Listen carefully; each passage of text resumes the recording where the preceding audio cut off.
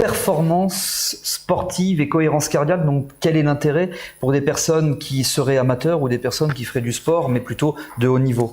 Est-ce qu'il y a un intérêt? Oui, il y a deux intérêts principaux. Un intérêt dans la préparation mentale. Ouais. Il y a toujours le facteur trac, toujours le facteur désir de performance, perfectionnisme de la performance qui est contre-productif. Il y a même trois intérêts.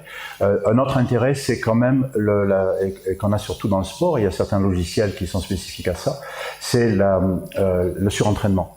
Le surentraînement est souvent défavorable parce qu'un sportif de haut niveau va chercher à avoir les meilleurs résultats. Et si ces résultats baissent, il va avoir tendance à s'entraîner davantage, à stimuler davantage le système sympathique. Et parfois, ça entraîne un épuisement de type burn-out, d'un type épuisement même surrénalien.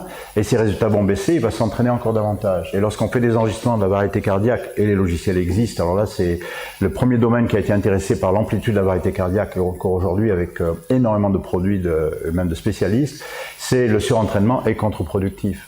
Et il existe des logiciels sur iPhone, hein, donc qui tous les matins pour les sportifs, ils enregistrent leur variété cardiaque, ils vont leur donner un feu rouge, ne t'entraîne pas aujourd'hui, un feu orange, tu peux t'entraîner moyennement, un feu vert, aucun problème, en fonction de la variété cardiaque, pour toujours rester dans une zone optimale. Donc il y a ça, et il y a la préparation mentale, éviter le surentraînement, et le surentraînement dans la variété cardiaque, ça date des Jeux Olympiques de Sydney, donc c'est pas hier, je me rappelle même plus quand c'était, mais c'est pas hier.